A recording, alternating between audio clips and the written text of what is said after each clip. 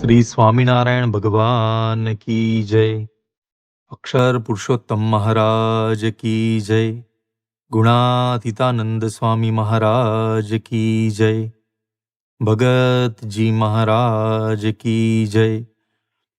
शास्त्री जी महाराज की जय। योगी जी महाराज की जय। प्रमुख स्वामी महाराज की जय। महंत स्वामी महाराज की जय।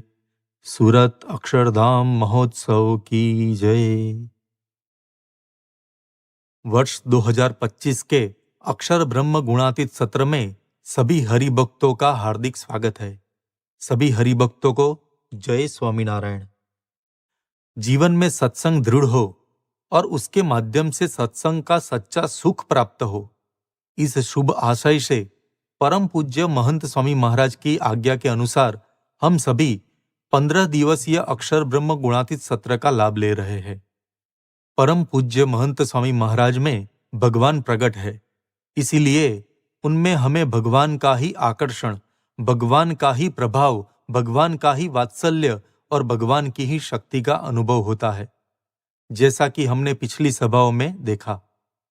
वचनामृत गढ़ा प्रथम 27 में श्री जी महाराज कहते हैं, पूर्व काल में जो आश्चर्य हुए हैं, अभी भी जो हो रहे हैं और भविष्य में भी जो होंगे, वह मुझे प्रकट मिले भगवान के द्वारा ही होते हैं। अतः आज जो भी कोई आश्चर्य हो रहे हैं, वे गुरु हरि महंत स्वामी महाराज के द्वारा ही हो रहे हैं। सत्संग के अनेक असंभव प्रतीत होने वाले कार्य भी उनके प्रताप से ही संभव होते हैं। इसी संदर्भ में कल हमने गुरु हरि प्रमुख स्वामी महाराज शताब्दी महोत्सव तथा अबू धाबी में निर्मित BAPS हिंदू मंदिर के विषय में विस्तार से जाना था। आइए आज भी मनुष्य की शक्ति, बुद्धि और सामर्थ्य की सीमाओं से परे संत में विद्यमान भगवान की शक्ति से साकार हुए एक विश्व विक्रमी चमत्कार के साक्षी बने। एक विशिष्ट डॉक्यूमेंट्री वीडियो के माध्यम से भगवान की शक्ति भाग 2। મને છે ને 11 ને 25 તારીખ લખેજો 11:25. સ્વામી આપણે ખાલી તમને એક ઓડિયો રેકોર્ડિંગ સંભળાવું છે, એટલે એ પહેલા સાંભળી લો, પછી હું પ્રશ્ન પૂછીશ.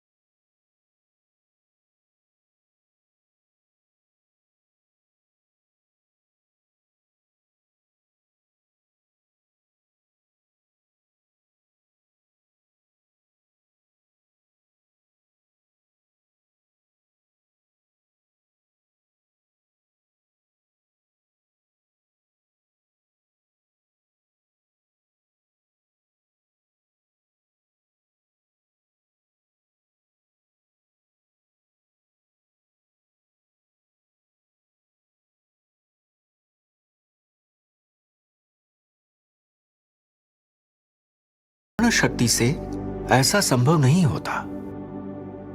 महाराज પોતે સ્વધામ પધાર્યા, ભાઈ ખાલી પડ્યું નથી, પોતાના સંત મુકતા ગયા.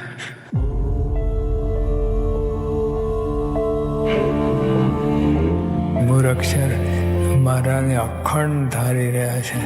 બ્રહ્માક્ષર ગુરુ દ્વારા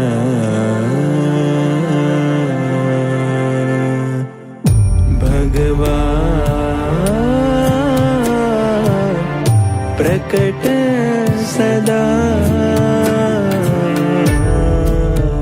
પ્રગટ હોય ને વાત જુદી, સંત દ્વારા પ્રગટ છે. પ્રગટ છે એટલે શ્રીજી મહારાજ જ જરાય ઓછું નહીં. सहित सकलैश्वर्ये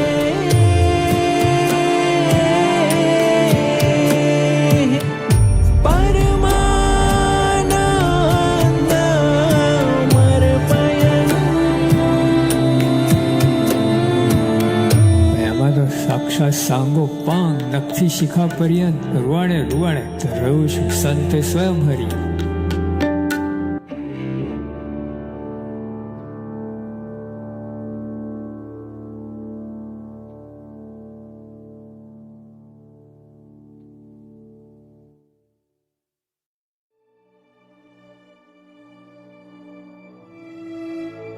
આપનું આ 5 કાર્યમાંથી કયું કાર્ય પ્રિય છે?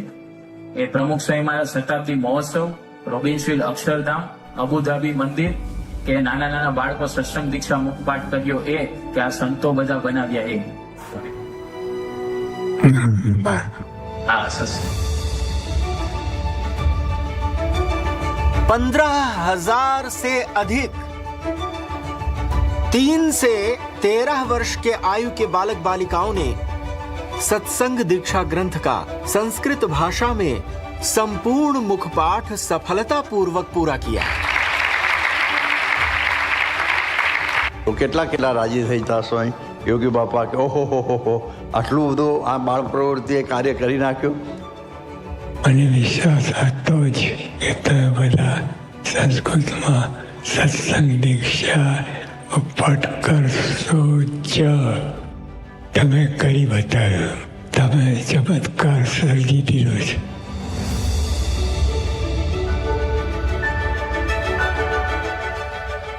મારા સ્વામીને અને અમને રાજી કર્યા છે.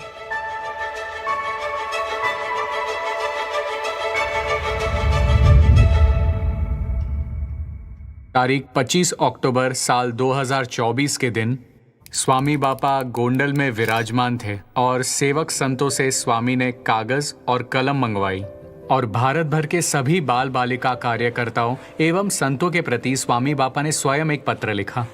અક્ષર ડેરીમાં શુભ સંકલ્પ કર્યો છે કે આવતી દિવાળી સુધીમાં 10,000થી વધુ બાળ બાળિકાઓ સંસ્કૃતમાં सत्संग दीक्षा ग्रंथ मुखपाठ करे. जब 26 तारीख को ये पत्र मध्यस्थ कार्यालय में हम संतों को प्राप्त हुआ और विचार विमर्श के बाद 27 तारीख को ये पत्र पूरे भारत में सभी बाल बालिका कार्यकर्ताओं और सभी संतों तक ये पत्र पहुंचाया गया, तब ये कार्य असंभव लग रहा था. ये असंभव इसलिए प्रतीत होने लगा क्योंकि इसके सामने अनेक चुनौतियां थी. सबसे पहली तो वर्तमान शिक्षा प्रणाली की थी. आज के समय में बच्चों पर ज्यादा जोर प्रैक्टिकल नॉलेज पर दिया जा रहा है, इसलिए अब बच्चों में मुखपाठ की आदत नहीं रही है, ना ही वैसी नियमित प्रैक्टिस बची है. दूसरी चुनौती संस्कृत की थी. उसी समय गुजरात सरकार ने एक प्रोजेक्ट शुरू किया था जो कि गुजरात राज्य संस्कृत बोर्ड की ओर से था, जिसमें सभी को 40 श्लोक कंठस्थ करने थे और वो करने से इन्हें प्रमाण पत्र और पुरस्कार मिल जाता था. और उसकी तुलना में अगर हम देखें तो हमारे जो बालक थे उन्हें 15 गुना कार्य उन सभी को करने में मेहनत करनी थी. आजकल ऐसे भी बच्चे हैं जो गुजराती ठीक से पढ़ लिख नहीं पाते हैं. उन्हीं बच्चों से संस्कृत में मुखपाठ करवाना था. 10,000 का ये आंकड़ा किसी भी तरह पूरा होगा ही नहीं. सोच भी नहीं सकते कि 10,000 बच्चे इस तरह का मुखपाठ करेंगे. जब हमने ये आंकड़ा देखा तो सचमुच घोर आश्चर्य हुआ और ऐसा भी लगा कि बापा ने योगी बापा जैसे संकल्प किए हैं. उसके साथ ही उन्होंने समय की एक स्पष्ट डेडलाइन भी तय कर दी कि एक ही वर्ष में दीपावली तक ये प्रोजेक्ट पूरा कर देना है. किसी भी प्रकार का मुखपाठ हुबाऊ लगता है और उसमें जब मुहजबानी करनी होती है तो देहाभिमान आड़े आता है, अहंकार आड़े आता है, अपने विचार बाधा बनते हैं. योग्यता अयोग्यता के विचार की यह करने से मुझे क्या लाभ होगा, ऐसे विचारों से ये और कठिन हो जाता है. यहाँ बच्चे और बालिकाएं बहुत छोटी उम्र के हैं. उन्हें खेल कूद पसंद होता है, उनमें चंचलता होती है. पूरे साल उनके पास और भी कई गतिविधियां होती हैं. पढ़ाई होती है, ट्यूशन क्लासेस होते हैं, स्कूल होता है और साथ साथ एक्स्ट्रा करिकुलर एक्टिविटीज भी चलती रहती है. इन सब के बीच उनके पास मुखपाठ करवाना, तो जब ये सारी चुनौतियां एक एक करके सामने आई तो संतों और कार्यकर्ताओं को ये कार्य बिल्कुल असंभव सा लगने लगा था. लेकिन जब उस पत्र की अगली पंक्तियां पढ़ी तो भीतर एक गहरी अंतर्दृष्टि भी हुई। बापा ने साफ लिखा था, सब कुछ संभव है। उस पत्र में ही उन्होंने भविष्य बता दिया था। और जैसे ही स्वामी की आज्ञा हुई तो बाल प्रवृत्ति के 103 संत और 17,000 कार्यकर्ता सभी इस कार्य में जुड़ गए, सब समर्पित हो गए और बच्चों से मुखपाठ करवाने के लिए उन्होंने विभिन्न योजनाएं बनाना शुरू कर दिया।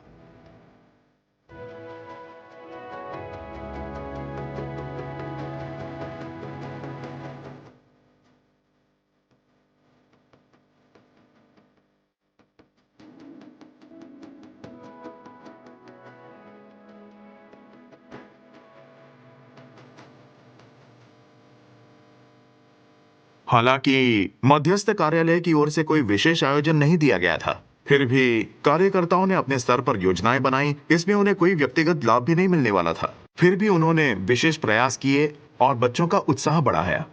इस पूरे कार्य में केवल और केवल भगवान की प्रेरणा और उनकी शक्ति का संचार ही दिखाई देता है, उसके बिना यह संभव ही नहीं था।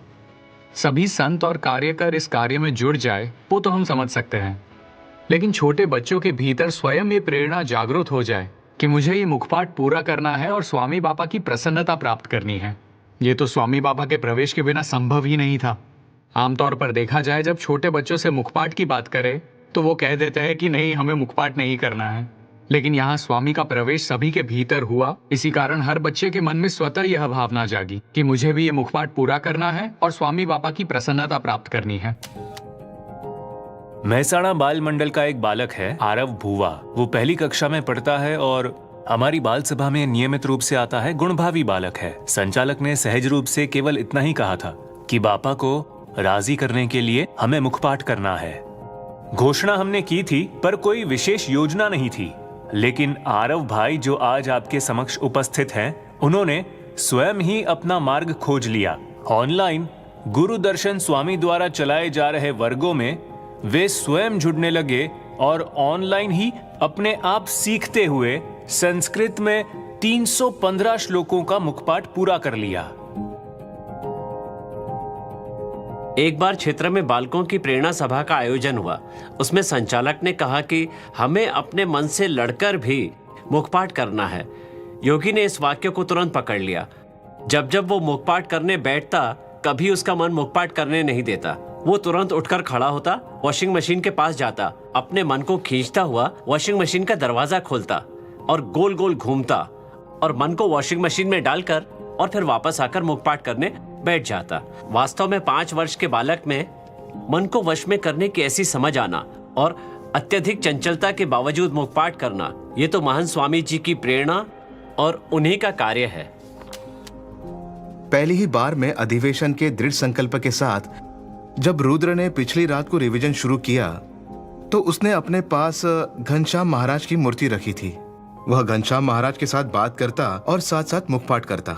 जहां जहां उसका आत्मबल कमजोर पड़ता, वह घनश्याम महाराज से बात करता और मानो उसके सभी प्रश्नों के उत्तर घनश्याम महाराज से ही मिलते हो और स्वयं घनश्याम महाराज ही उसे मुखपाठ करवा रहे हो, ऐसा हमें अनुभव हुआ। रात काफी हो गई थी और उसे नींद आने लगी तो हमने देखा कि वो उठता और अपनी आंखों पर पानी की छींटे मारता और घनश्याम महाराज की मूर्ति के साथ बात करता और फिर से मुखपाठ करने लगता। ऐसा कई बार हुआ। तभी हमें विचार आया कि पढ़ाई में इतने अच्छे अंक लाने के बावजूद उसने इतनी मेहनत कभी भी नहीं की थी। केवल महान स्वामी जी को राजी करने के लिए ही और सत्संग दीक्षा ग्रंथ का मुखपाठ करने के लिए वो इतनी मेहनत कर रहा था। ये सब देखकर हमें आश्चर्य हुआ। दिखने में लगता है कि ये मुखपाठ का पर्व था, लेकिन वास्तव में यह भगवान और संत से जुड़ने का पर्व था। हमारे यहाँ एक बहुत बड़ा आध्यात्मिक सिद्धांत है, जब हम सत्पुरुष की आज्ञा का पालन करने के लिए थोड़ा सा भी प्रयास करते हैं, मान लीजिए 1 कदम चलते हैं, तो भगवान और संत इतने दयालु हैं कि वे हमें 10 कदम चलने की शक्ति देते हैं। फिर जब हम 10 कदम चलते हैं तो वे कृपा करके 100 कदम चलने की प्रेरणा और शक्ति देते हैं। ऐसे ही अनुभव बालक बालिकाओं के जीवन में देखने को मिले हैं। इसके साथ साथ माता पिता में भी ऐसा उत्साह देखने को मिला कि वे भी अपने बच्चों का मुखपाठ पूर्ण कराना चाहते थे। ये उत्कंठा माता पिता में स्पष्ट दिखाई देने लगी। माता पिता ने किस प्रकार ये प्रयास शुरू किए? कुछ माता पिता ने माला करना शुरू किया, प्रदक्षिणा करना शुरू की, दंडवत करने लगे, और कुछ माता पिता ने तो अपने बच्चों के मुखपाठ पूर्ण हो इसी उद्देश्य से उन्होंने धारणा पारणा जैसे व्रत भी शुरू कर दिए। इसी प्रकार कलयुग में भी हमें गुणातीत युग के दर्शन होने लगे।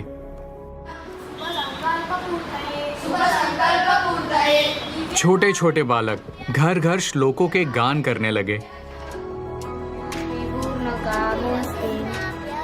यहाँ तक कि जिन छोटे शिशुओं का अभी प्ले ग्रुप में भी प्रवेश नहीं हुआ था, वे भी मुखपाठ करने लगे और श्लोकों का गान करने लगे।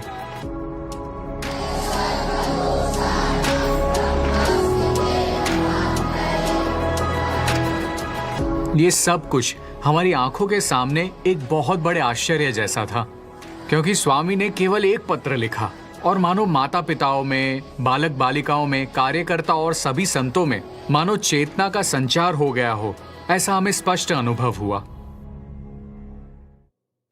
हमारे गुरु, हमारे इष्ट देव की कृपा क्या है कि वे संकल्प भी करते हैं और हमें किसी कार्य से जोड़ते भी हैं और उस आज्ञा का पालन कर सकें ऐसी शक्ति भी देते हैं, और यही वास्तव में भगवान का कर्तव्य है। उत्साह भी था, आयोजन भी था, लेकिन क्षमता वो एक महत्वपूर्ण विषय था। सभी का यही मानना था कि गर्मी की छुट्टियों के दौरान बालक और बालिकाएं मेहनत करेंगे और स्वामी बापा के इस संकल्प को हम सभी मिलकर पूर्ण कर पाएंगे।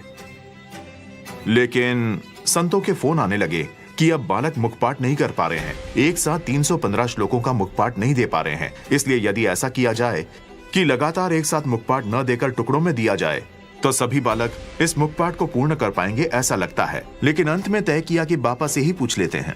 तो पूज्य स्वामी श्री के पास बार बार निवेदन आते रहे कि बापा आप थोड़ा कंसेशन दे दीजिए। मेरी जो विनती थी वो थोड़ी संतों की ओर ढली हुई थी, इसीलिए मैंने थोड़ी प्रस्तुति उसी प्रकार से की। लेकिन बापा अपनी बात पे सख्त थे।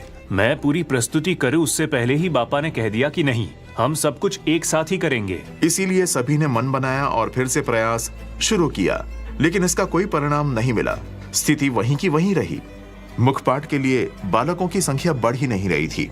इसलिए फिर से फोन आने लगे कि यदि इसमें कोई कंसेशन दिया जाए तभी ये कार्य सही से पूरा होगा और 10,000 बालकों का आंकड़ा पूर्ण होगा। तो अब मध्यस्थ कार्यालय के संतों में भी इतनी हिम्मत नहीं थी कि वे बापा से कैसे पूछे, क्योंकि वे पहले ही 3 बार बापा से ये बात पूछ चुके थे। इसके बाद एक संत ने बापा के लिए एक संदेश छोड़ा। अब मुखपाठ में ऐसा हुआ है कि जिन्हें सब कुछ याद नहीं रह पाता था, ऐसे बालक बचे थे। इसलिए उन्होंने 2-2 या 5-5 श्लोक करके कुल 315 श्लोकों का मुखपाठ तो पूरा कर दिया। लेकिन जब निर्णायक को एक साथ 315 श्लोक सुनाने होते हैं तो उन्हें कठिनाई होती है। हमारी ओर से स्वामी बापा से ये विनती कीजिए कि बालकों को 100 के 3 स्लॉट में या 150 श्लोकों में मुखपाठ करने की अनुमति दे, ताकि वे विद्वान हो सके। ये बात आप स्वामी बापा से पूछिएगा। लेकिन बापा ने उस समय भी दृढ़ता दिखाई और साफ मना कर दिया। अब ऐसी स्थिति में तो कोई भी व्यक्ति होता तो यही कह देता कि हाँ ऐसा ही कर दो, क्योंकि लिखा हुआ है कि 10,000 करने हैं। अब अगर ये लोग कहें कि 10,000 नहीं हो पाएंगे तो जो संकल्प उन्होंने किया है वो गलत हो जाएगा। पर स्वामी को इसकी चिंता नहीं थी। कभी कभी दया की आवश्यकता होती है, लेकिन बापा ने इसमें अगर हम लौकिक दृष्टि से देखें वैसी दया नहीं दिखाई। हमारी दया और सत्पुरुषों की दया में थोड़ा अंतर होता है। हमारी दया कैसी होती है कि किसी को कुछ कठिन ना दो, ऐसा करके हम उसे निर्बल बना देते हैं। यही संसार में देखा जाता है। सत्पुरुष यह जानते हैं कि थोड़ी स्ट्रगल होगी, पर वो स्ट्रगल कैसी है, जैसे आप व्यायाम करते हैं तो आपकी ताकत बढ़ती है, और ऐसा करने में दर्द तो होता ही है। उसी प्रकार स्वामी की जो दृढ़ता थी वह हमारे हरिभक्तों में विश्वास से उत्पन्न हुई दृढ़ता थी। सब एक बार इससे जुड़ेंगे तो इसे पार कर ही लेंगे। स्वामी के मन में था कि उन्हें ठोस विद्वान तैयार करने हैं, साधारण या ढीले ढाले विद्वान नहीं बनाने हैं। ऐसा ठोस कार्य हो, ऐसा संकल्प स्वामी ने किया था। तो हमने कई बार कंसेशन मांगा, लेकिन बापा ने दिया नहीं। अच्छा हुआ नहीं दिया, क्योंकि हमने जाना कि यह कार्य हो सकता है। अब इसी के दौरान वेकेशन समाप्त हो गया। सभी को ऐसा था कि वेकेशन के दौरान ही हम सब स्वामी बापा के संकल्प को पूरा कर देंगे। लेकिन आखिर 13 जून का वो दिन आ गया, और जब वेकेशन समाप्त हुआ उस वक्त केवल 2,644 बालक और बालिकाएं ही स्वामी बापा का संकल्प पूरा कर पाए थे। अब बालकों की क्षमता की सीमा आ गई थी। कार्यकर्ताओं और अभिभावकों की मेहनत की भी सीमा आ गई थी। और जो संत ये सब आयोजन कर रहे थे, उन संतों के आयोजन की भी अब सीमा आ चुकी थी। सभी को ऐसा लग रहा था कि स्वामी बापा का ये संकल्प अब हम पूरा नहीं कर पाएंगे। अब यदि कोई स्वामी की जगह, बापा की जगह सामान्य व्यक्ति होता तो तुरंत ही कोई ऐसा निर्णय लेता कि जिससे हम व्यावहारिक प्रैक्टिकल रास्ते पर आ जाए। लेकिन अब नहीं हो पाएगा, ये विचार उन्हें नहीं आया। जो आया वो ये था, चलो मैं एक और पत्र लिखता हूं। तब स्वामी बापा ने 2 पत्र लिखे। एक पत्र बालकों को संबोधित करके लिखा और दूसरा पत्र कार्यकर्ताओं को संबोधित करके लिखा।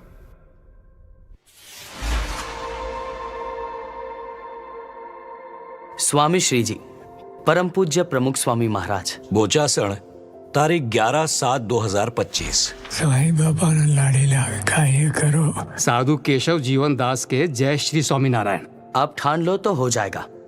तुम सब मेरे हाथ पैर हो। मुझे समाचार मिले हैं कि तुम्हें थाकी गया छो, कंटाली गया छो, आओ के कहीं चाले। जब हमारे गुरु समर्थ हैं तो उनके संकल्प धारण करें। करता तो वे ही हैं, हम तो केवल निमित्त मात्र हैं। महाराज स्वामी को याद करके गुरु वचन को साकार करने के लिए कटिबद्ध हो जाएं।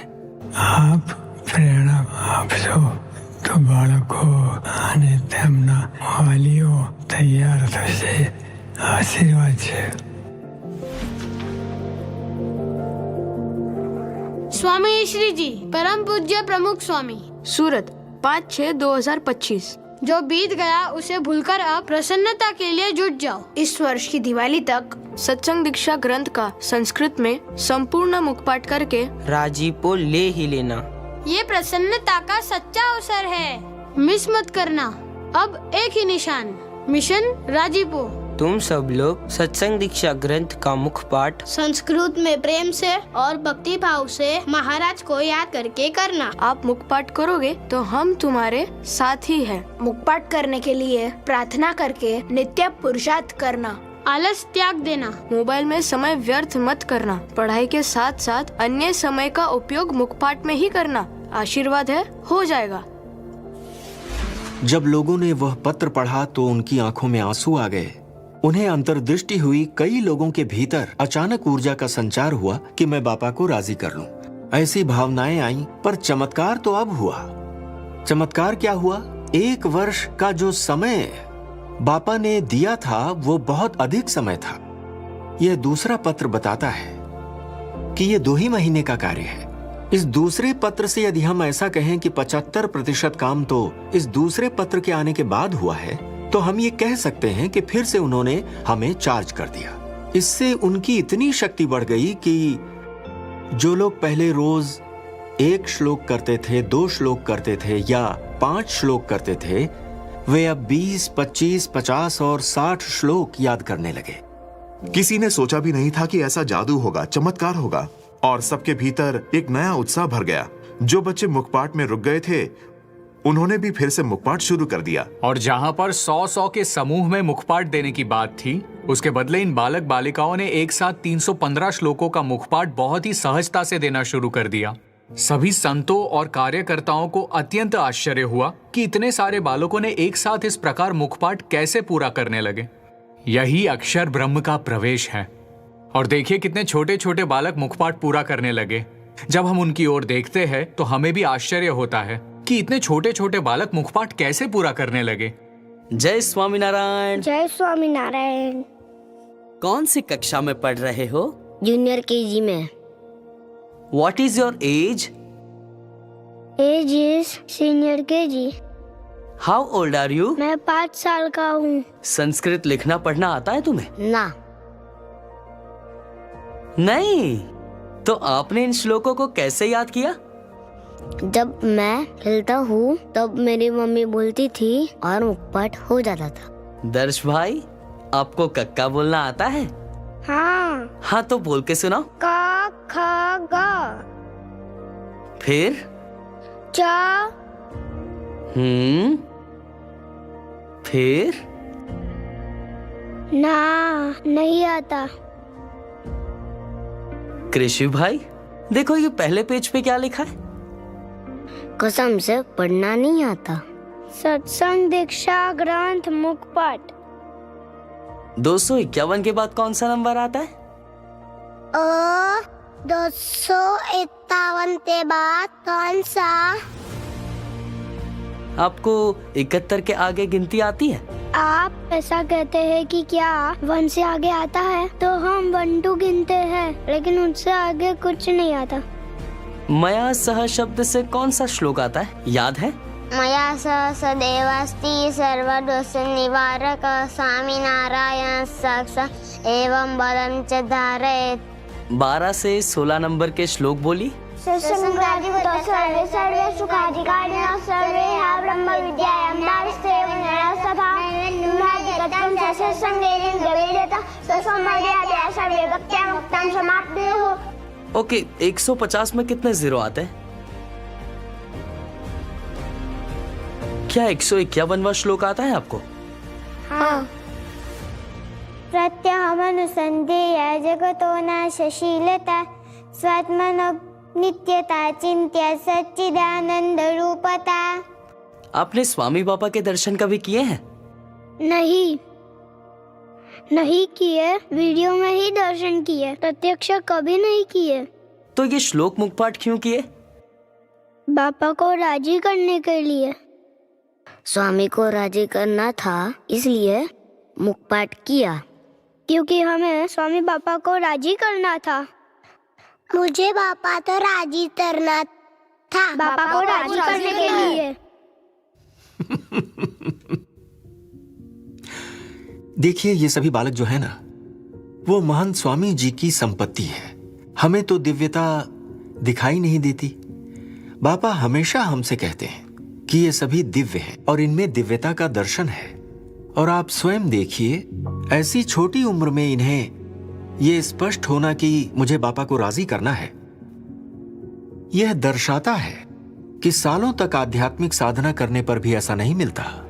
सबको स्पष्ट रूप से दिखाई दे रहा था कि इन सभी बालकों में स्वामी की शक्ति का ही प्रवेश था, जिसके कारण ये सभी बालक मुखपाठ पूर्ण कर रहे थे। इसी के साथ ही ऐसे अनपेक्षित प्रसंग भी होने लगे थे जो हमें ये अनुभव कराते हैं कि सचमुच स्वामी का प्रवेश ही इन सभी बालक और बालिकाओं में हुआ है। मेरी 2 बेटियां हैं। बड़ी बेटी जो है उसका नाम खुशी है। वो 2.5 साल की थी तब से उसे स्ट्रोक की समस्या है। अगर हम उसकी 2.5 साल से लेकर अब तक की हिस्ट्री देखें तो उसके मेडिकल रिपोर्ट और डॉक्टरों से जो राय मिलती है उसके अनुसार इस बीमारी के कारण उसका मस्तिष्क का विकास जो है वो धीमा हो गया है। पढ़ाई में भी वो पीछे है, उसका विकास सीमित है। इन परिस्थितियों के बीच में खुशी ने सोचा मैं भी मुखपाठ तैयार करूंगी, मेरा भी रजिस्ट्रेशन करवाऊंगी। हमने तो सोचा ये उसके लिए असंभव है। मुझे और उसकी मम्मी को विश्वास ही नहीं था कि 315 श्लोक पूरे होंगे। जब उसने मुखपाठ शुरू किया तो ज्यादातर वो मोबाइल से ऑडियो सुनकर ही करती, लेकिन उसकी स्थिति ये थी कि सुबह और शाम दवाई के डोज लेने होते हैं। उसके बाद वो गहरी नींद में सो जाती है। तो अधिकतर वो मोबाइल में ऑडियो सुनते सुनते ही तैयारी करते करते सो जाती और आधा घंटा, पौना घंटा या 1 घंटा वो सो जाती तो हम ऑडियो चलने देते। और जब वो उठती जागती तो उस दौरान उसने जो भी श्लोक सुने थे हम पूछते तो उसे याद होते थे। और ये सब सत्पुरुष की कृपा के बिना संभव ही नहीं था। उसने मुखपाठ जारी रखा और धीरे धीरे करते करते 315 श्लोक पूरे हो गए।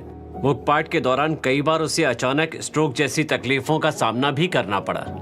जब उसका फाइनल अधिवेशन था उसके पिछले दिन ही उसे अचानक स्ट्रोक आया। हमने बापा से प्रार्थना की और भगवान की कृपा, सत्पुरुष का प्रवेश हुआ और 315 श्लोक का जो अधिवेशन था अगले दिन उसे देना था, तो सिर्फ आधे घंटे के अंदर उसका अधिवेशन संपूर्ण 100% सफल रहा पहले ही प्रयास में। अब सच में देखें तो ये उसके लिए बिल्कुल ही असंभव बात थी। इसके बाद भी सत्पुरुष का इतना प्रवेश और भगवान की कृपा हुई जिसकी वजह से ये संभव हो पाया। धर्मपुर के पास शेरीमाल गांव है। वहां दीपक भाई पटेल नाम के एक व्यक्ति कंस्ट्रक्शन और मजदूरी का काम करते हैं। उनका कच्चा घर है और वो 13-14 गुटखा खाने के आदी थे। उनके दोनों बेटे वंश और मीत बाल मंडल में आते हैं। वो पढ़ाई में ज्यादा अच्छे नहीं है, माँ बाप भी ज्यादा पढ़े लिखे नहीं हैं और उनकी आर्थिक स्थिति भी कमजोर है। माँ बाप को भी आशा नहीं थी कि ये बच्चे मुखपाठ कर पाएंगे। जय स्वामी नारायण भगवान। धर्मपुर गांव के इस इलाके से बोल रहा हूँ। मित और वंश पढ़ाई में कक्का 12 खड़ी जितना भी पढ़े तो भी मेरे लिए बहुत था, और इसमें इन बच्चों ने 315 श्लोक पूरे किए। ये तो भगवान की कृपा से 315 श्लोक हुए, वो भी संस्कृत में। कार्यं बालेश्च बालाभिर् बाल्याद् विद्याभिप्रापणं दुराचार कुसंगश्च त्याज्यानि व्यसनानि च। सच कहूँ तो मेरे बेटे की पढ़ाई बहुत ही कमजोर थी। वो बार बार फेल होता था, लेकिन मुखपाठ करने से मेरे बेटे ने सभी विषयों में 50-60 तक अंक लाना शुरू कर दिया। इन दोनों बच्चों ने अपने पिता से कहा, पापा अगर हम मुखपाठ पूरा करेंगे तो आप व्यसन छोड़ देंगे? बच्चों ने कहा मुखपाठ हो गया, अब आप व्यसन छोड़ दीजिए। तो मैंने व्यसन छोड़ दिया। मेरे लिए ये तो भगवान की ही कृपा से संभव हुआ। सचमुच मुझे बहुत खुशी मिली, यही कहना था।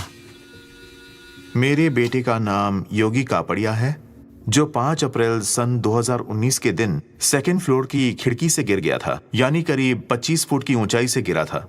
योगी दूसरी मंजिल से गिरा। उस समय उसकी उम्र सिर्फ 2 साल और 10 दिन की थी, और वो जब गिरा तब उसका सिर पूरी तरह से फट गया था। तब उसे डॉक्टर के पास ले गए। फिर कहा गया कि अगर ये गंभीर चोट है तो ये बच्चा बच भी सकता है और नहीं भी, लेकिन उसकी याददाश्त पूरी तरह चली जाएगी।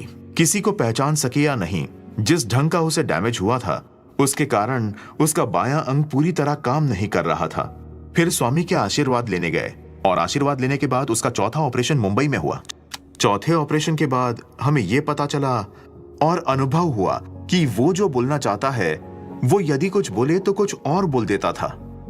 तो जब उसे 1st स्टैंडर्ड में दाखिला लेना था तो प्रिंसिपल ने कहा कि ये बालक यहाँ नॉर्मल बच्चों की तरह पढ़ ही नहीं पाएगा, क्योंकि उसे चलने में भी तकलीफ है, समझने में भी तकलीफ होती है, तो उसे कैसे आगे बढ़ा सकते हैं।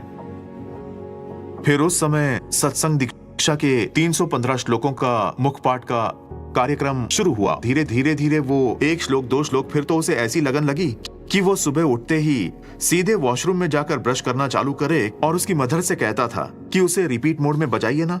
ऐसा करते करते स्कूल जाता, और स्कूल से आने के बाद तुरंत पहला आधा घंटा रिपीट मोड में सभी श्लोक सुनता था।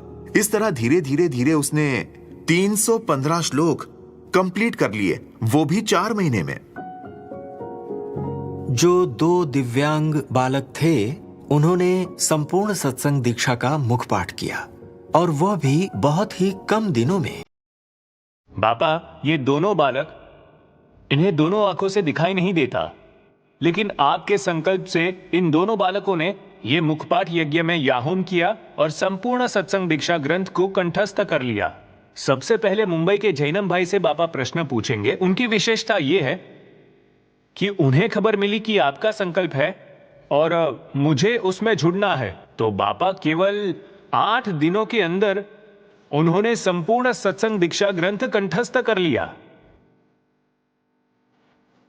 नाशाय सर्वदोषाणां ब्रह्मस्थितेरवाप्तये कर्तुं भगवतो भक्तिम् अस्य देहस्य लम्बनम्। Very good. चलो, आपका फेवरेट श्लोक कौन सा है वो बताओ।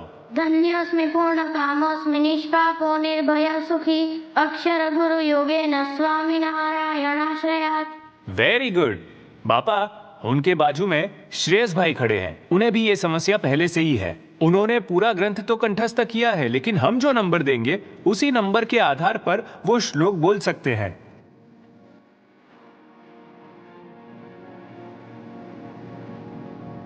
श्लोक नंबर है 52। पूर्वस्यामुत्तरस्यां पादिशि कृत्वा मुखं ततः शुद्धासनोपविष्टः सन्नित्य पूजां समाचरेत्। आप दोनों विद्वानों से एक सवाल है कि आपने ये मुखपाठ क्यों किया? बापा को राजी करने के लिए। बापा को प्रसन्न करने के लिए। पर क्यों? अगर बापा प्रसन्न हो जाए तो क्या होगा? हमें मोक्ष मिलेगा। हमें अक्षरधाम मिलेगा। हाँ, अक्षरधाम मिलेगा। Very good. हमें मोक्ष मिले, अक्षरधाम मिले, प्रसन्नता प्राप्त हो, उसके लिए आपने मुखपाठ किया है। हाँ हाँ। लेकिन जब बापा ने ये बात सुनी तो स्वामी बापा के मुख पर इतनी दया की भावनाएं थीं, करुणा और प्रसन्नता की उमंगें अत्यंत प्रबल थीं। साथ ही मिलने की उत्सुकता भी थी कि कब मैं इनसे मिलूं। उनकी दृष्टि बालकों पर ही थी और विचार में यही था जिस तरह से कार्य पूरा हुआ तत्पश्चात बापा ने स्वयं उन्हें बुलाया। किसी ने अच्छा कार्य किया है तो बधाई देना। ये बधाई देना तो शब्द बहुत ही छोटा है बापा के भावों के सामने। वो बहुत प्रसन्न थे क्योंकि शारीरिक परिस्थिति से देखें तो वो दिव्यांग थे, फिर भी उन्होंने ये कर दिखाया। परम आनंद कब मिलता है? जब मुखपाठ पूरा होता है, उसका एक आनंद होता है। उनकी परीक्षा देकर पास होना ये भी एक प्रकार का आनंद है, और जब इसकी घोषणा होती है इसमें तो अति आनंद होता है। लेकिन यह सब तब संपूर्ण होता है जब सत्पुरुष आप पर राजी हो जाए। तो बापा की जो प्रसन्नता थी वो इतनी विशेष थी कि आसपास के लोगों को ईर्ष्या हो रही थी। भेटवा मांगे છે બાપા બાપા છે ને આ બાજુ છે, આમ હાથ તમારા લઈ જાઓ, નજીક જાઓ, નજીક નમી જાઓ, ધીમે ધીમે બરાબર બાપા સાઈડને પેટ છે બાપા, હા પેલી બાજુ ચાલો ચાલો સાથે બાપા છે ને તમને ભેટવા માંગે છે। આ બાજુ આવો, થોડા નજીક આવો, હજી આવો થોડા નજીક, બસ હવે થોડા બે હાથ પોળા કરી નમો થોડા આગળ આગળ નમો, સરસ બાપાને ભેટ।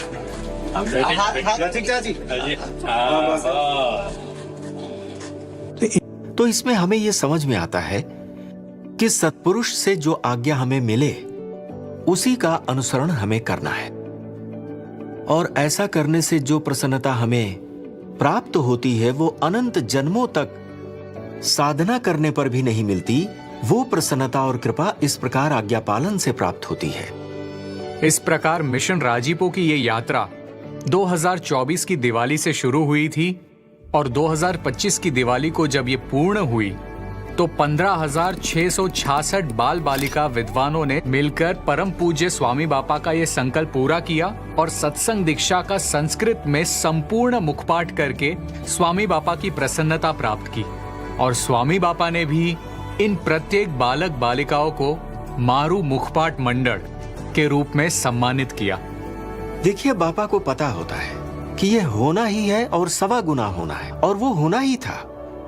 उसमें विघ्न भी आने वाले थे, लेकिन वे टलने भी वाले थे, क्योंकि इसमें भगवान और संत की शक्तियां कार्य कर रही थी। पूरे वर्ष में सभी का यही विचार था कि हमें बापा को राजी करना है, हमें महाराज को राजी करना है। यही विचार ही उनको शक्ति देता था।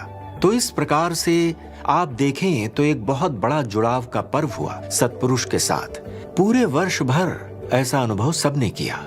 तब हमें स्पष्ट रूप से दिखाई देता है कि इसमें किसी की बुद्धि काम नहीं कर सकती, इसमें किसी की मेहनत काम नहीं कर सकती, इसमें किसी का भी आयोजन काम नहीं कर सकता। इसमें तो केवल महंत स्वामी महाराज की शक्ति ही कार्यरत थी। ये हमें बिल्कुल स्पष्ट दिखाई देता है।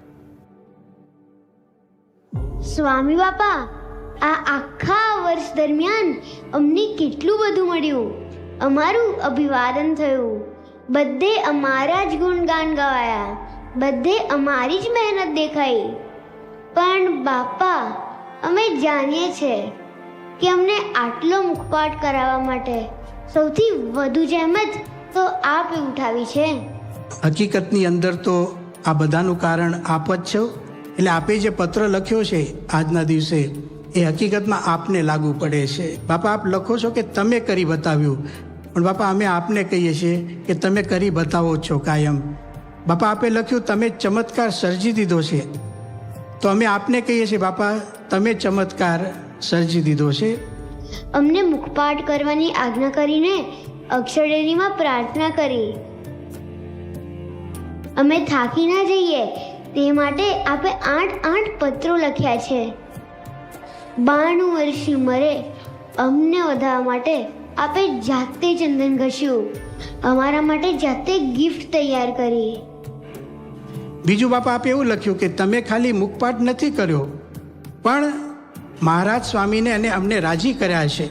તો અમે પણ બાપા આપને કહીએ છીએ કે તમે ખાલી મુખપાઠ નથી કરાવ્યો, તમે અમને ભગવાનનો રાજીપો આપ્યો છે. બાપા, આપે અમને આપના પોતાના ગણ્યા.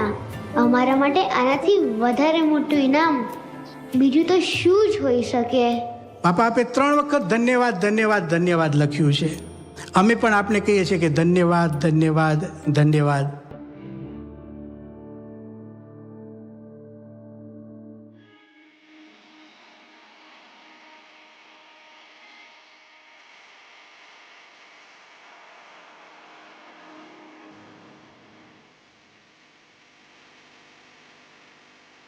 तीन कार्यों की बातें हम सब ने सुनी. उनमें एक है प्रमुख स्वामी महाराज शताब्दी महोत्सव, फिर आबू धाबी का मंदिर और मिशन राजीपो. इन तीनों कार्यों से जो लोग सक्रिय रूप से जुड़े थे वे सभी एक ही स्वर में कहते हैं कि ये किसी मनुष्य की शक्ति से संभव है ही नहीं. यह असंभव है, अकल्पनीय है. और सबका एक ही कहना है कि केवल महंत स्वामी महाराज के आशीर्वाद से, महंत स्वामी महाराज के मार्गदर्शन से ही ये कार्य संपन्न हुए हैं. तो हमने इन 3 कार्यों की बात की. यदि महंत स्वामी महाराज के जीवन को देखें तो केवल ये 3 कार्य ही नहीं है. परम पूज्य महंत स्वामी महाराज प्रमुख स्वामी महाराज के स्थान पर 83 वर्ष की आयु में आए. आज महंत स्वामी महाराज के 92 वर्ष पूर्ण हो चुके हैं और उनका 93वां वर्ष चल रहा है. अब यदि हम विचार करें तो इन 10 वर्षों के भीतर उन्होंने 367 संतों को दीक्षा प्रदान की है. और इन्हीं पिछले 10 वर्षों में 600 मंदिरों का निर्माण महंत स्वामी महाराज के मार्गदर्शन में हुआ है. મંદિરો બાંધવામાં આપનું કાર્ય એ શાસ્ત્રીજી મહારાજ જેવું લાગે છે. એક મંદિરનું કામ હજી પૂરું ના થયું અને બીજાનું શરૂ કરે. પછી બાપા મંદિરોના બાંધવામાં આપની સ્પીડ, સ્વામી બાપા એક દર 15 દિવસે એક મંદિર બાપા કરતા હતા. अर्थात हर 6 दिन में एक मंदिर आप तैयार कर रहे हैं. लाखों लोगों ने महंत स्वामी महाराज से मुलाकात की होगी. हजारों लोगों के प्रश्नों का महंत स्वामी महाराज ने समाधान किया होगा. रोजाना 100 से 200 पत्र पढ़ते हैं. इतना ही नहीं, वे एक ही जगह नहीं बैठे रहते. देश विदेश में लगातार महंत स्वामी महाराज विचरण करते रहते हैं. अगर पिछले 10 वर्ष ही देख लें तो लगभग 2,30,000 किलोमीटर का उनका विचरण हो चुका है.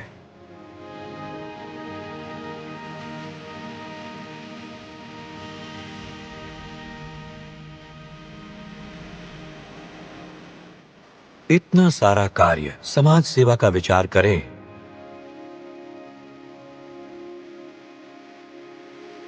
इतना ही नहीं, कई बड़े उत्सव हुए, बड़े बड़े अधिवेशन भी संपन्न हुए. इन अधिवेशनों के साथ साथ संतों की कई शिविर भी हुई, कार्यकर्ताओं की भी शिविर हुई. कार्यकर सुवर्ण महोत्सव जैसा आयोजन पहले कभी नहीं हुआ. इतनी जैव उम्र में इतना सारा काम और साथ में आध्यात्मिक प्रश्नों का सटीक मार्गदर्शन और समाधान, जिससे साधकों को प्रेरणा प्राप्त हो, संतोष प्राप्त हो, उनके जीवन में भागवत धर्म और एकांतिक धर्म का पोषण हो.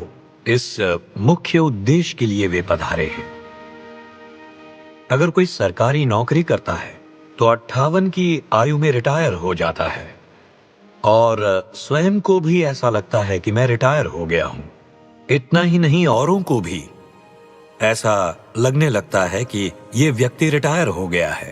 तो 83 साल की उम्र में शारीरिक दृष्टि से देखें, मानसिक दृष्टि से भी देखें, तो भी व्यक्ति बिल्कुल क्षीण हो जाता है। तो महंत स्वामी महाराज द्वारा कार्य कैसे होते हैं, मनुष्य उसकी कल्पना भी नहीं कर सकता। और अगर ये मनुष्य से संभव नहीं है, तो फिर महंत स्वामी महाराज अगर मनुष्य नहीं है तो कौन है?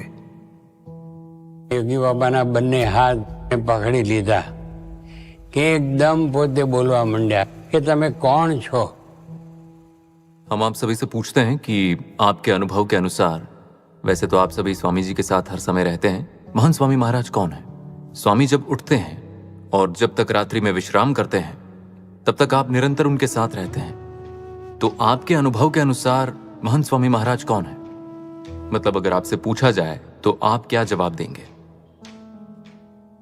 Means who do you understand Mahant Swami Maharaj? जब जब आप इस पूरी यात्रा से होकर गुजरे हैं, तो अगर आपसे व्यक्तिगत अनुभव के आधार पर पूछा जाए तो बताइए, महंत स्वामी महाराज वास्तव में कौन है? कौन है? हु इज महंत स्वामी महाराज? महंत स्वामी जी कौन है? इसलिए जब हम स्वामी की हर क्रिया देखते हैं तो स्वामी की प्रत्येक क्रिया वे अपने ही मस्ती में होते हैं। चाहे वे भोजन कर रहे हों, चाहे वे बहुत सुबह उठते हों या आधी रात को जागते हों, स्वामी के चेहरे पर एक अलग ही तेज दिखाई देता है, या कहूँ तो शब्द मिल नहीं रहा।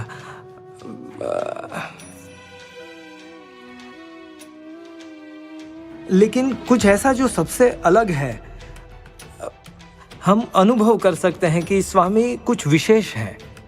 उनकी प्रत्येक क्रिया को देखकर हमें कुछ न कुछ सीखने को मिलता है। हर एक क्रिया से वे स्वयं ही शास्त्र हैं। जैसे हम कोई पुस्तक पढ़ते हैं, वैसे ही हम उनके जीवन को देखते हैं। जब शुरू से महंत स्वामी महाराज को मुंबई में देखा, तभी से उनके साथ स्नेह और लगाव हो गया था।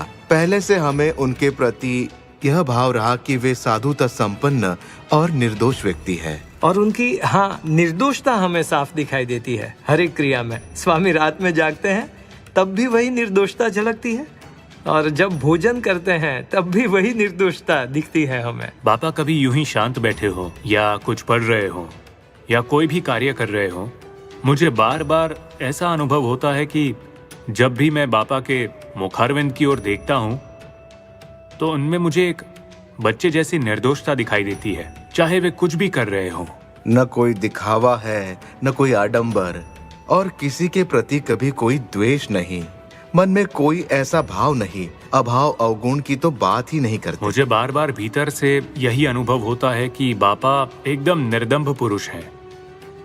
उनमें कोई कपट नहीं है। वो जैसे कमरे में होते हैं वैसे ही बाहर भी होते हैं। भक्ति सीखनी हो तो जीवन को देखकर सीखते हैं, संयम सीखना हो तो उन्हें देखकर सीखते हैं। तब की रुचि, सादगी, संयम और भगवान में वृत्ति। यदि हम अहमदाबाद में हैं और स्वामी ब्रश कर रहे हैं तो वहाँ शास्त्री जी महाराज की मूर्ति है, वहाँ उनका मन चला जाता है।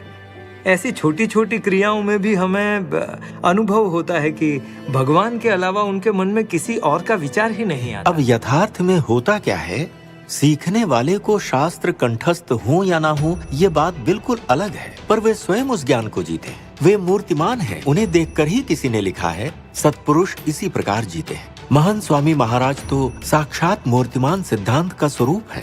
उनमें केवल दिव्यता है कि इस लोक का कोई भी भाव उनमें नहीं होता, और वे बैठे हों तो उनमें से दिव्यता झलकती है। ऐसे दर्शन हमें होते हैं। हमारी प्रस्तुति तो लौकिक थी और उनका जवाब था, आप सम से कर रहे हैं तो सब सर्वोपरि होगा। लौकिक वस्तुओं पर उनका ध्यान ही नहीं था, उन्होंने उसे कोई महत्व ही नहीं दिया। सीधा भगवान का जो गुण है सम, उसी पर उनका ध्यान था। यदि आप इसे रखेंगे तो ये होगा। इसीलिए हमें स्पष्ट दिखता है कि ये पुरुष इस लोक के नहीं है, पारलौकिक दृष्टि वाले हैं, आध्यात्मिक दृष्टि वाले हैं, और इसीलिए उनकी योजना भी आध्यात्मिक है और उनका मार्गदर्शन भी आध्यात्मिक है। Which guru? Come on, bring me one guru who could write everything down and everything unfolds the same way. मतलब जाइए लेकर आइए ऐसा गुरु। उनके हर मापदंड आध्यात्मिक है, उनकी सफलता का मापदंड भी आध्यात्मिक है। ये सब हमें स्पष्ट दिखता है। अब आप ध्यान से देखिए, अबू धाबी मंदिर पूरा नहीं हुआ था, ध्वज चढ़ गया था, सबने मिलकर फोन किया और स्वामी जी ने कहा पूरा हो गया है। रॉबिन्सविल में सबने कड़ी मेहनत करके अक्षरधाम को पूरी तरह तैयार कर दिया। उस दिन स्वामी जी ने कहा अक्षरधाम बन गया, बहुत सुंदर हुआ। लेकिन एक वाक्य में अक्षरधाम का उल्लेख करते हुए स्वामी जी कहते हैं अब हमें भीतर अक्षरधाम बनाना है। उनकी पूरी योजना, उनका गेम प्लान, उनका प्रोजेक्ट मैनेजमेंट सब कुछ आध्यात्मिक है। इससे हमें स्पष्ट दिखता है कि ये पुरुष बिल्कुल अलग है। I am a strong believer. And from my couple of experiences, just a day before yesterday, you know, something that was absolutely impossible and it was broken down. And Mahant Swami said, ये तो होगा ही. And in 24 hours, everything changed. और वैसा ही हुआ. You know, I don't need the proof of the world. I saw it. And it happened. महंत स्वामी महाराज ने ऐसे आशीर्वाद दिए, बस 2 ही शब्द बोले कि हो जाएगा। और मुझे आश्चर्य हुआ कि जो काम पहले कठिन लग रहा था वो सब आसानी से पूरा होने लगा। कई बार जब ऐसे महान पुरुष संकल्प लेते हैं तो हमें हंसी आती है, पर ये हंसी क्या दर्शाती कि हम उनकी शक्ति को समझ नहीं पा रहे। हम अपनी सीमित शक्ति से सोचते हैं, जबकि वे संकल्प के क्षण से सिद्धि तक देख रहे होते हैं। वो मेरे गुरु है और मैं पूरी तरह से विश्वास करता हूँ कि वो जो कहेंगे वो निश्चित रूप से होगा। महंत स्वामी महाराज का एक वाक्य, उन्होंने जो कहा वो हो ही जाएगा। They happen and we think कि ये होगा नहीं होगा, that's our problem. Faith in him is the only answer and I believe in him strongly and I don't need nobody, no proof. जो व्यक्ति इतने बड़े हो वो कभी छोटे नहीं हो सकते, लेकिन स्वामी कितने छोटे बन जाते हैं। हम व्यवस्थित सेवा नहीं कर रहे होते, फिर भी स्वामी बापा सब कुछ संभाल लेते हैं, सहन कर लेते हैं। हम अभी कहाँ थे? हाँ, जामनगर में थे और वहाँ फिर अपूर्व मुनि स्वामी आए थे। उन्होंने सारी बातें बताई और फिर उन्होंने कहा कि स्वामी आपके सभी सेवक बहुत अच्छे हैं। स्वामी राजी हुए कि हाँ, हमें सब सेवक सच में अच्छे लगे। तो स्वामी ने मेरा हाथ लिया और अपने मस्तक पर रखने ही वाले थे। अब ऐसा कौन करता है?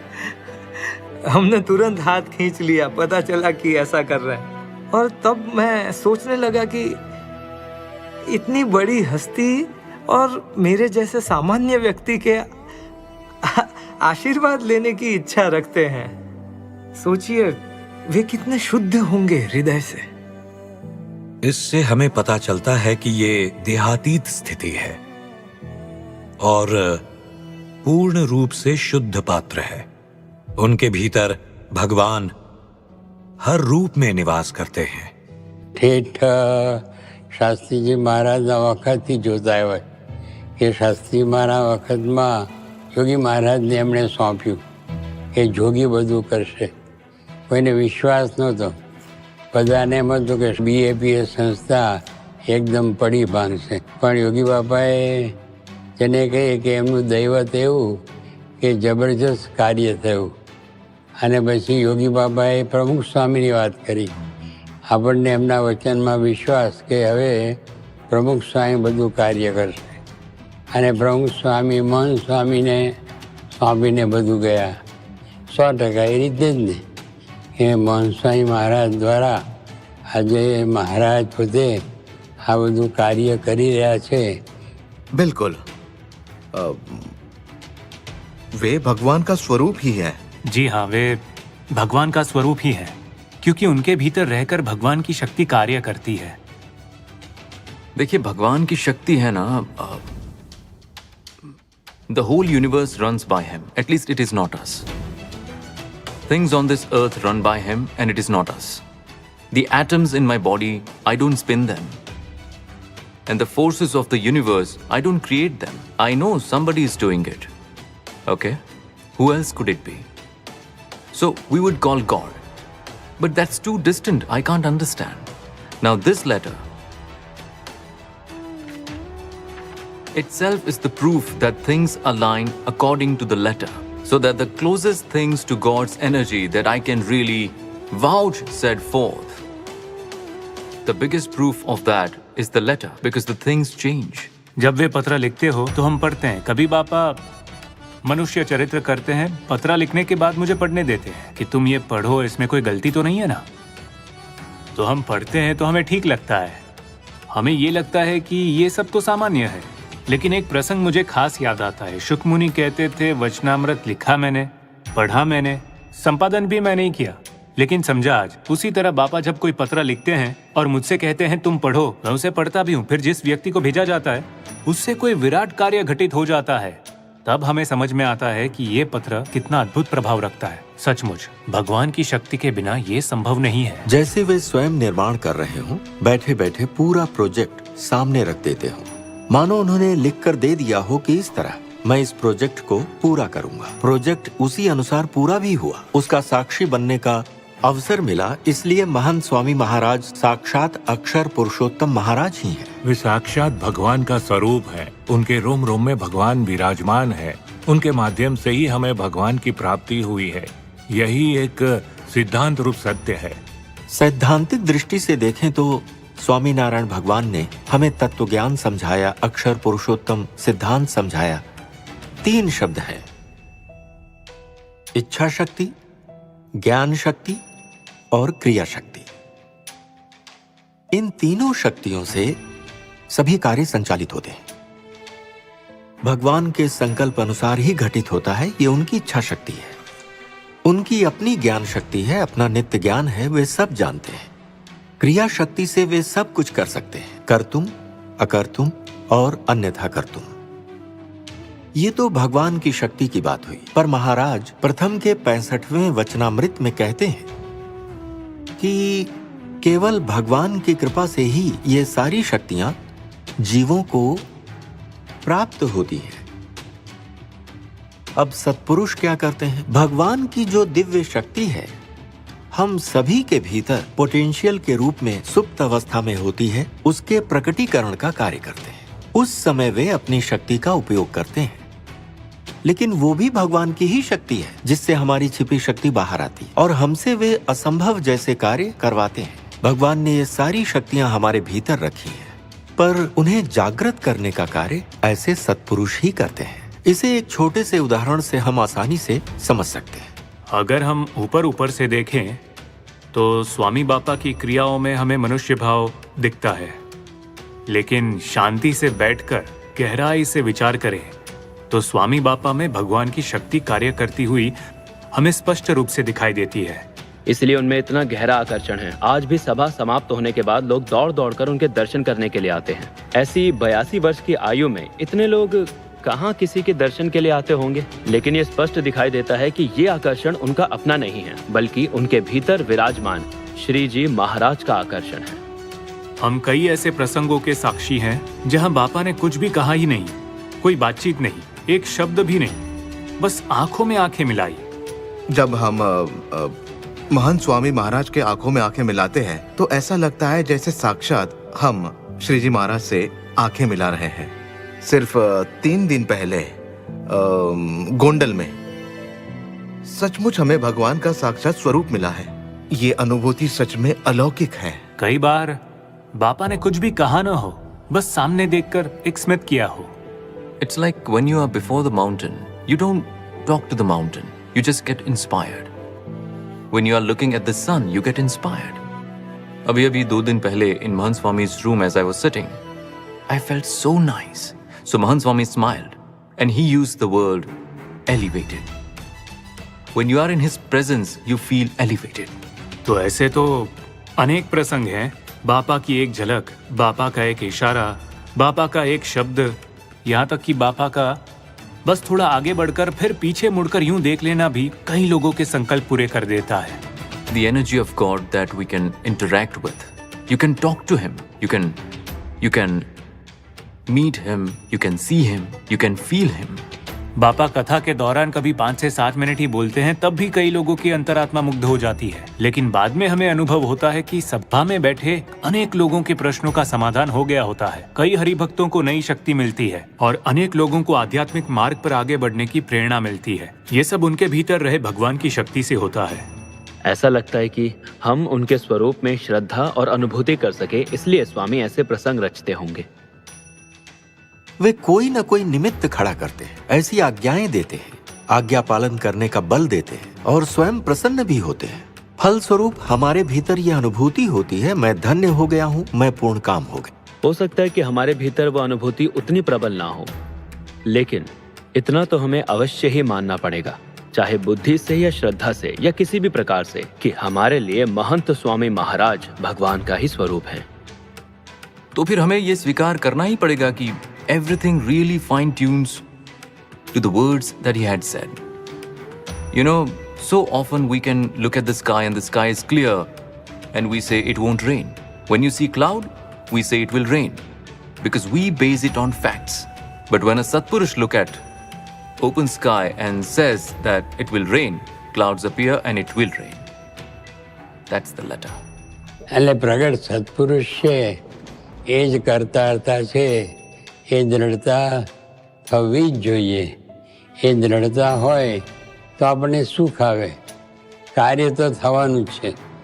એમની દ્રષ્ટિથી, એમની ઈચ્છાથી, એમના આશીર્વાદથી, એમની પ્રેરણાથી કાર્ય તો સંપ્રદાયનું થવાનું જ છે. અને આપણે પોતે એની દ્રઢતા કરવાની કે આ વસ્તુ આમ જ છે, એમાં કોઈ સંશય નથી. अर्थात सत्पुरुष वो अक्षर ब्रह्म का साक्षात स्वरूप है। इसलिए हमें उनमें ऐसी निर्मलता दिखाई देती है, इसलिए ही ऐसी निर्दोषता उनमें दिखती है। वे कोई सामान्य मनुष्य नहीं है, ऐसा हमें प्रतीत होता है। ये सब क्यों? क्योंकि उनमें भगवान रहकर सब कुछ करते हैं, इसलिए सहजता से ही सारी दिव्यता उभरती है और हमें बस थोड़ा बहुत उसका अनुभव होता है। ये हकीकत ही है कि उनमें भगवान रहकर कार्य करते हैं। बापा ने जब कहा और लिख कर दिया तो हमें और भी दृढ़ विश्वास हो गया कि यह प्रकट सत्पुरुष साक्षात अक्षर ब्रह्म यही महान स्वामी महाराज है। उनके द्वारा हमें भगवान की प्राप्ति हुई। संत ते स्वयं हरि। यही विश्वास हमारे अंतर में रहता है, उसका ही हमें आनंद है।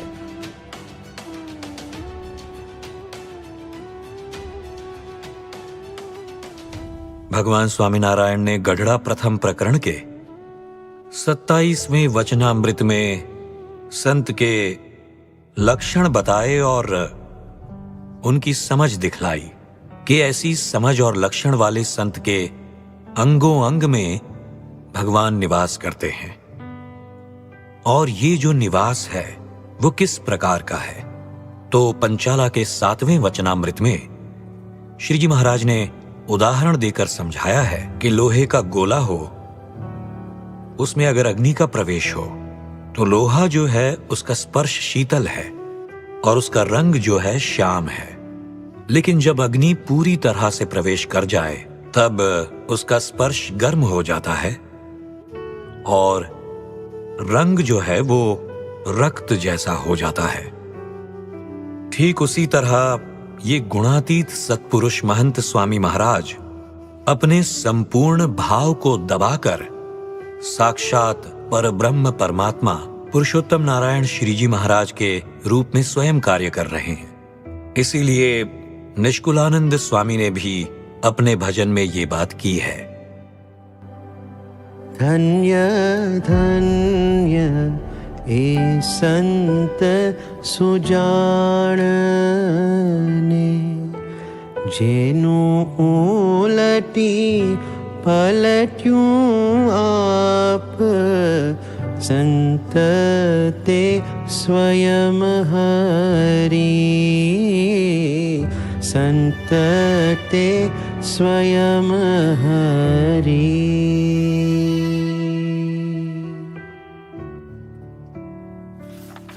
संपूर्ण रूप से उनका अपना मैं समाप्त हो गया है, उनका कोई व्यक्तिगत भाव शेष नहीं रहा। इसलिए उनके भीतर निवास करके भगवान स्वयं ही ये सब कार्य कर रहे हैं। संत ते स्वयं हरि। आप टड़ी मड्या भगवान मां, जेनापमा हरिनो व्याप, संत ते स्वयं हरि, संत ते स्वयं हरि। उनके शीश में महाराज का शीश है। जब वे हमें प्रणाम करते हैं तो मान लीजिए स्वयं भगवान हमें प्रणाम कराकर ये सिखा रहे हैं कि हमारे जीवन में विनम्रता और निर्मानिता रखनी चाहिए। उनके नेत्रों के भीतर श्री जी महाराज का वास है।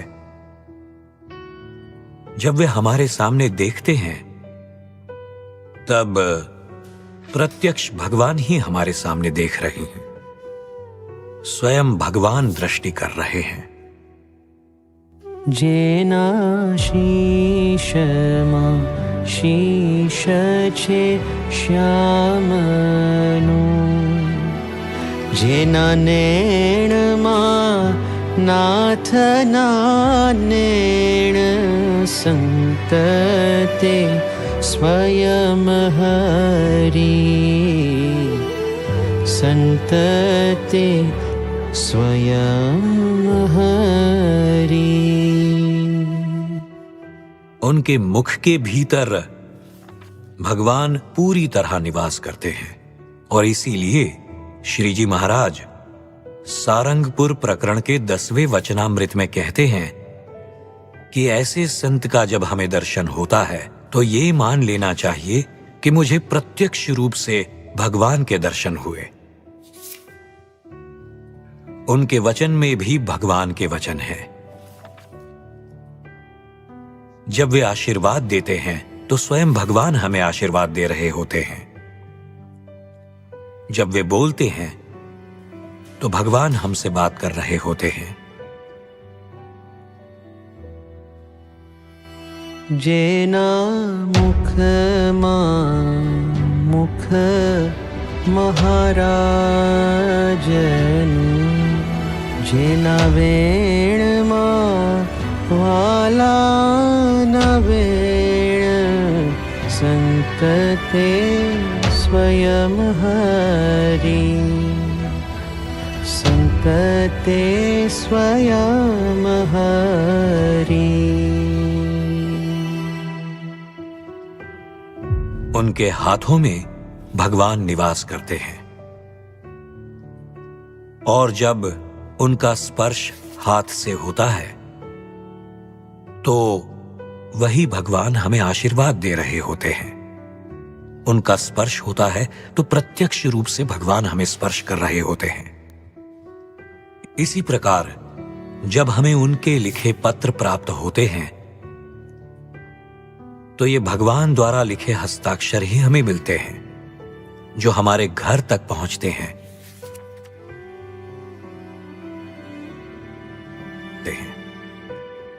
એમ આપે જે પત્રો લખ્યા છે આપના હસ્તાક્ષરમાં, તો એ આપના પત્રો જેના જેના પાસે પહોંચ્યા હોય તો આપના અક્ષરો છે એનું મહત્વ આપની દ્રષ્ટિએ શું છે? દર્શન થાય એનો કલ્યાણ। जेनी जीभा मां जीभा जीवन,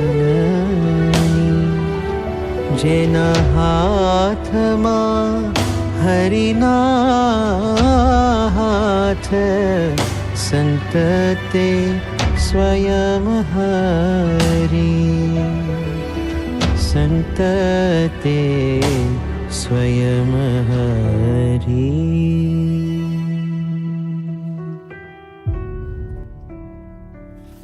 उनके हृदय के भीतर भगवान निवास करते हैं।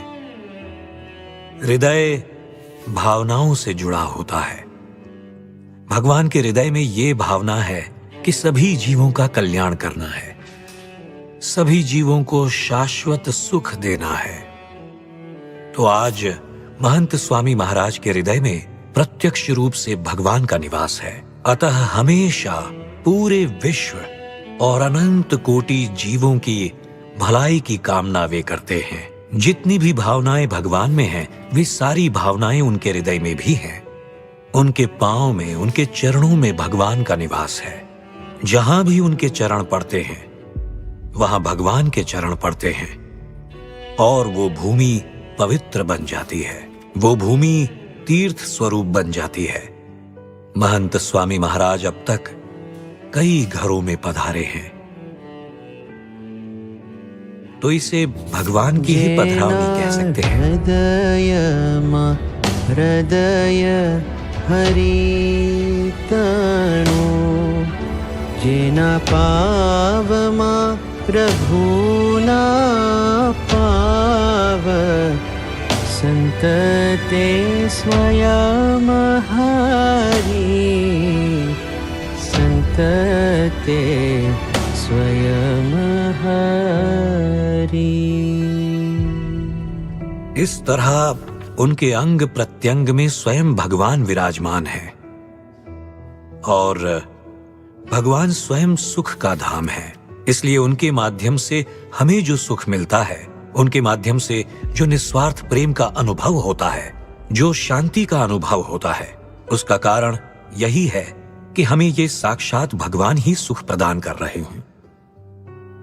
एम संत मारया छे श्री हरि माटे संत छे सुखनु धाम संत ते स्वयं हरि संत ते स्वयं हरि। પ્રાપ્તિ દેખાય આપણને, કઈ અધરતા નથી આ બધી વાત। બુદ્ધિશાળીને ખ્યાલ તો આવે જે સ્વામી બાપા ભેગા આપણે રહીએ છીએ, આપણે અનુભવ થાય છે, એમને આપણે કેટલો જમીન આસમાનનો અંતર પડે છે। મહારાજે કહ્યું પ્રસંગ 27માં કે આવા સંતના નેત્રમાં જોનારા ભગવાન છે, એના પગમાં ચાલનારા ભગવાન છે। આખું પાવર હાઉસ છે એમાં। એમાં તો સાક્ષાત સાંગો પાંગ નખથી શિખા પર્યંત રૂવાડે રૂવાડે રહ્યું છું સંતે સ્વયં હરી, એટલું કે સંત દ્વારા મળ્યા આપણને।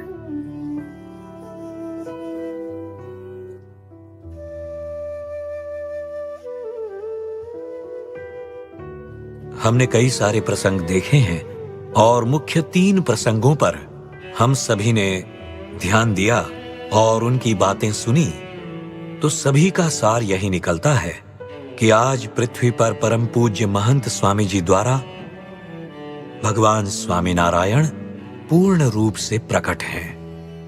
इसीलिए हमें भगवान की शक्ति का अनुभव होता है।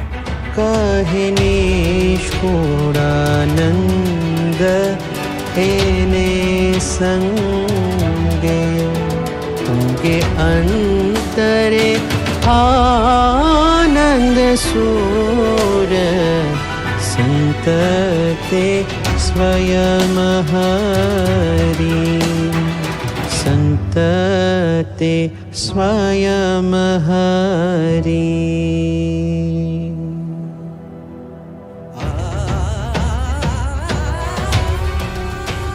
संत ते स्वयं हरि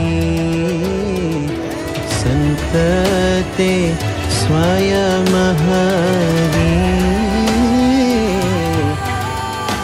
संत ते स्वयं हरि।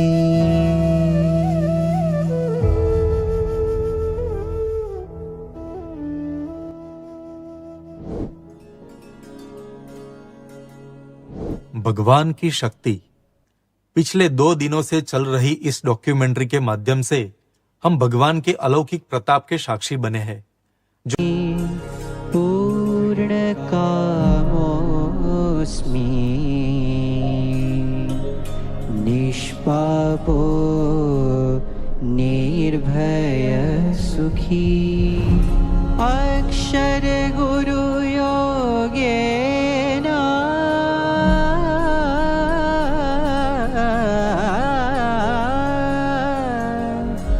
स्वामी नारायणाश्रया